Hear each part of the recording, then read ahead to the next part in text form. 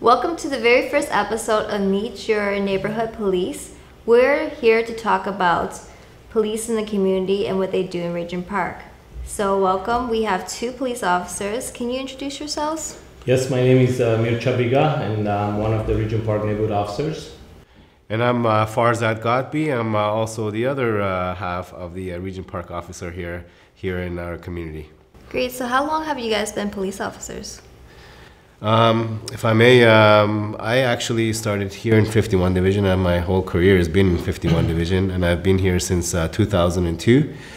And currently I'm working inside Regent Park as one of the neighborhood officers, and so far I've had very many exciting opportunities working with people, and now even more so than before. Okay, and for you? I have 11 years as a police officer in Toronto. It's a funny story. We both joined the police services in the same year, 2002, but here he was for Toronto Police and myself in Romania. I came to Canada in 2004 and I joined the service in 2007 as an officer. And since day one, I've been also assigned to 51 Division, and I've been patrolling the Regent Park Street since then. Great. So we're seeing a lot of more cultural diversity in the police force. Can you guys comment on that and your cultural backgrounds? Sure. For myself, I was an immigrant when I first got here from Iran. That's where I was born and raised. And at the age of 13, I came to Canada. And at that time, it wasn't easy. I struggled to try to integrate into a complete new country, new language, and schooling. No friends, no other family members here. So it was a bit challenging, but especially at that time where there weren't that many immigrants like myself, or any programs in school, or even I never even saw any community police officers or anything like that, or any counselors. We were just kind of stuck in the classroom, and I kind of picked it up from there, and that's where my background is coming from. And what about you? Well, for me, I came at a later age. I was 30 years old when I came to Canada. I think it's the greatest country in the world. That's why I chose it, and I would like to keep it the way it is. Obviously, as I said, by that time I already was a police officer in Romania, but I knew that this country can offer me more opportunities. So the transition was also difficult. My English wasn't that good, but my dream was always to become a police officer, and in the end, I got it. So speaking of your dreams, why did you guys decide that police officer was the thing for you? For me, my father was a police officer back in Iran, and I grew up in a very disciplined household, and the rules were always strict, but that's what built my character, and I was raised in that way. And when we came to Canada, actually, that wasn't the road I chose. I was kind of lost, so it took a while before I could kind of redefine myself and be able to see what I really want. And seeing this great country, I was involved in the fitness industry prior to this, and that kind of raised the level of my discipline even further. And I was dealing with a lot of different people, and I wanted to do is just help people.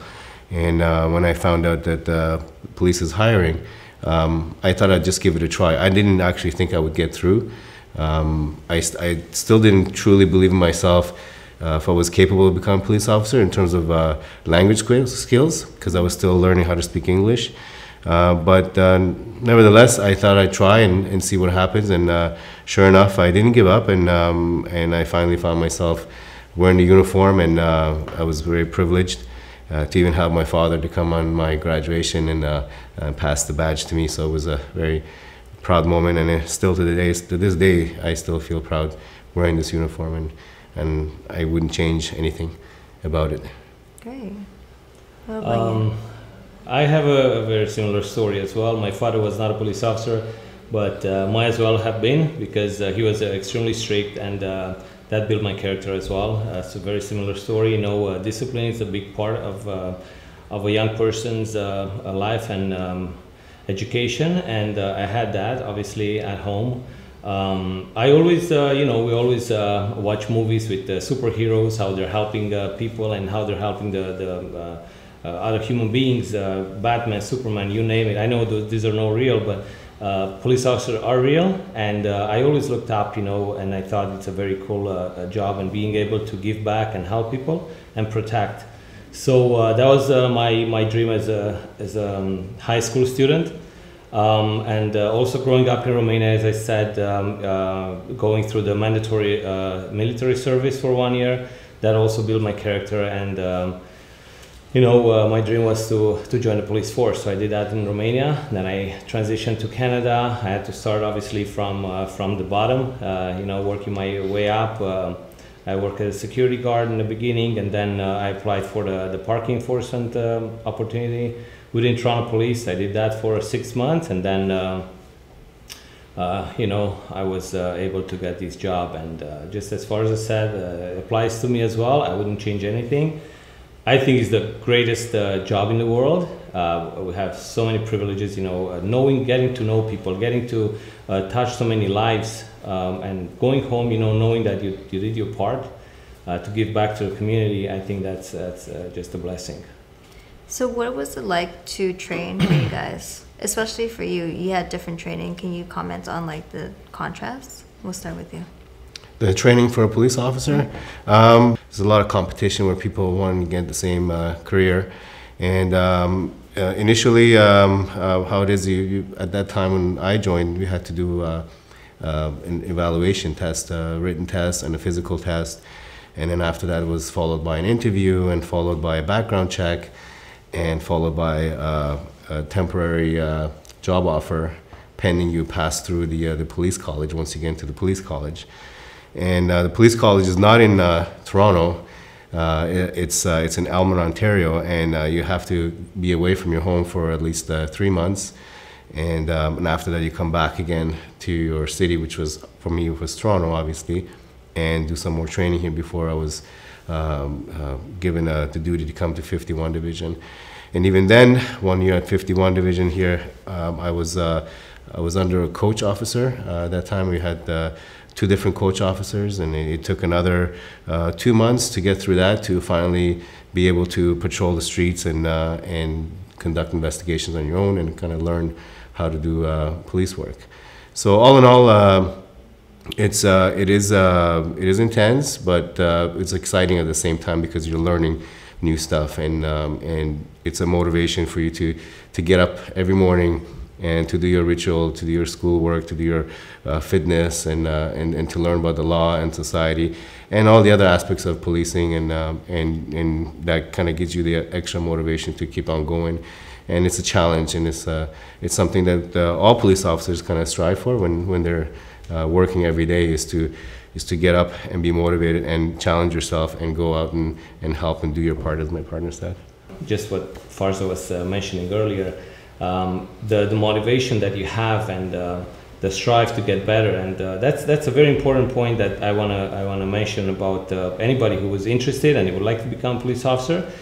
It is a lifestyle. Toronto Police Service has I believe 9 now core values.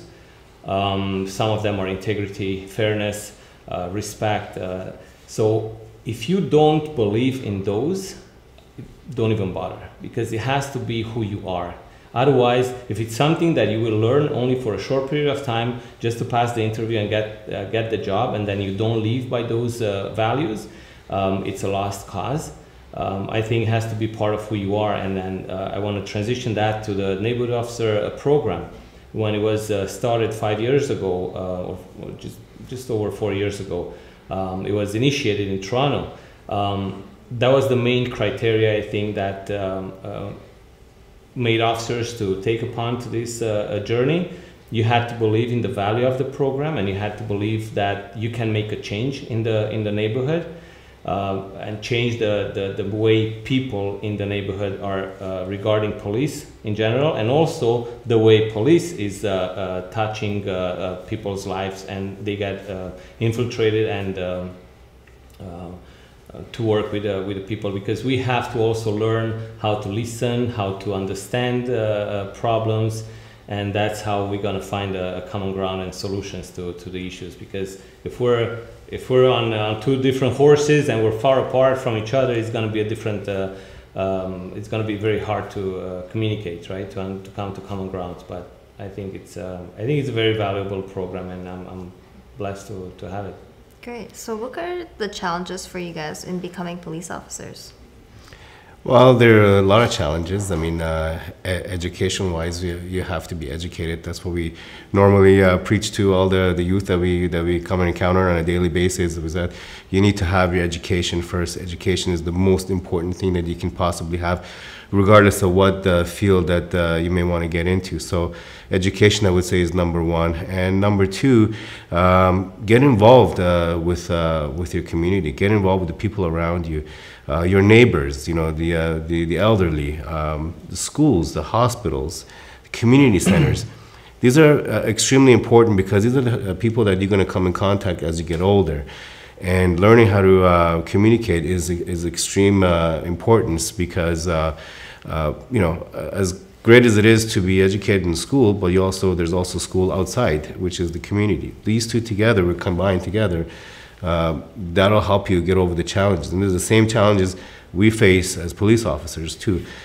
It's good that we have our educational background, but it's very important for us to get involved in the community, so that way we know how to deal with all kinds of issues. So that's pretty much the challenge that we face. In terms of other outside challenges would be, maintaining good health, maintaining obviously your professionalism, and again that applies to all aspects of not just for yourself, but whatever field that you want to get into. So what about you?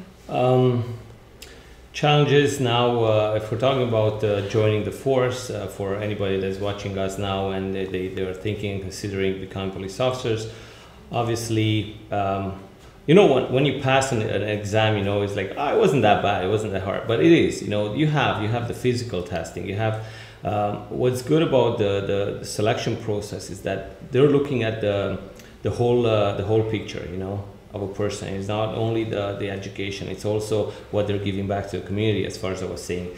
It's also how fit you are. Who are you hanging around with? That's what they're doing, a background check.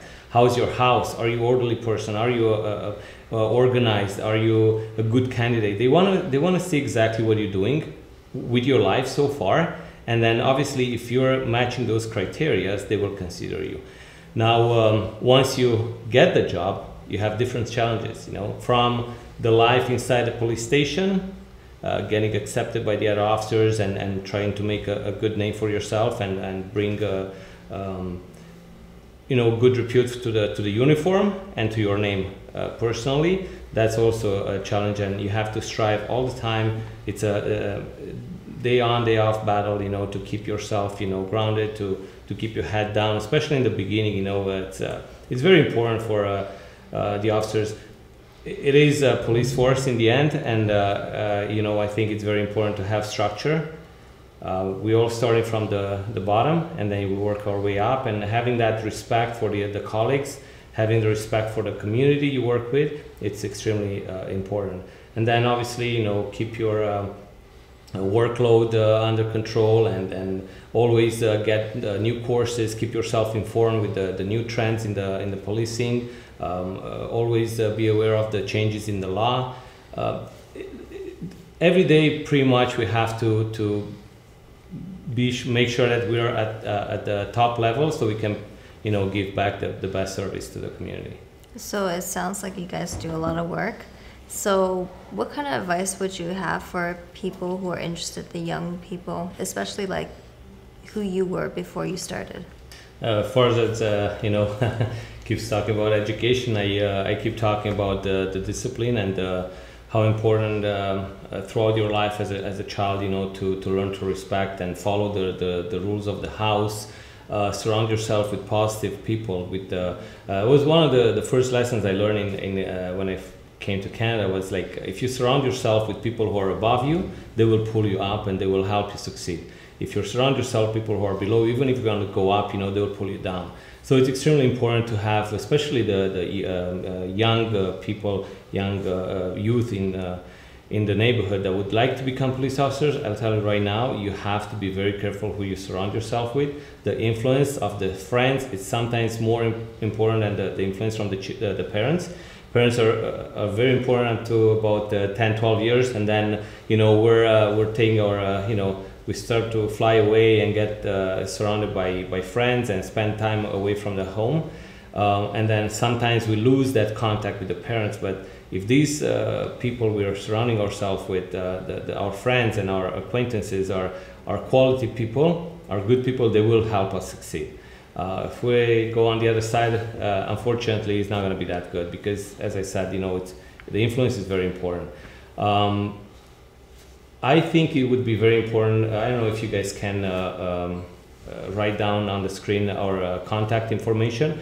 We're more than willing to meet with anybody in the neighborhood that's interested in becoming police officers, and have a sit down, a chat about what steps they should take, and what kind of effort they should put in which direction. We have no problem doing that. We would love to help anybody that's interested.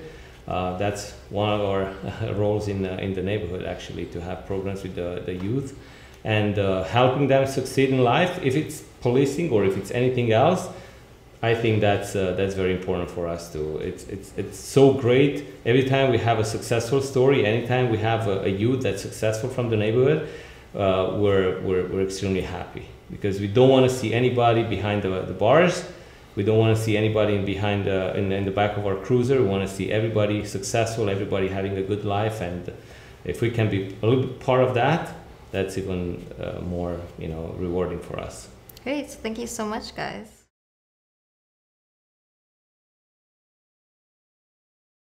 So as part of our show, we always encourage audience questions, and we've received 2. Our first question is on diversity training. So part of your training, does it include diversity training? And can you comment more on that?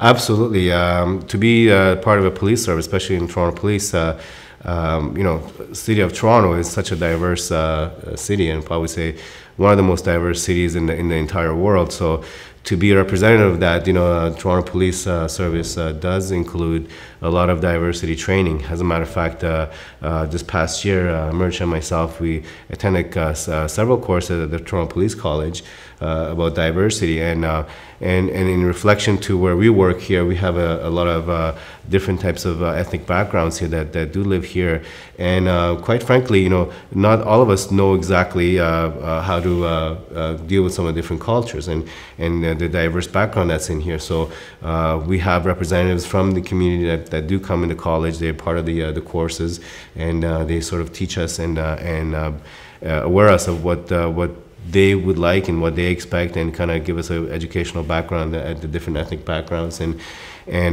even from our own instructors from the Toronto Police Service and college, we get that training, and it's we have it either in person at the college, and we have the updates online that we have to regularly go on e-learning and do that as well, just to be on our part of our standards that we believe in and we have to have in order to stay in service and to give that good customer service to everybody. Because let's face it, I don't think you can find another city in all of the world that's got so many different colors and so many different backgrounds, and I'm one of them myself. So yes, it's part of the training, and it's something that's continuous. So Mircea, did you want to follow up on that? Well, I can say that, in my opinion, Toronto Police Service is doing an amazing job trying to stay on top of things and educating and training their officers.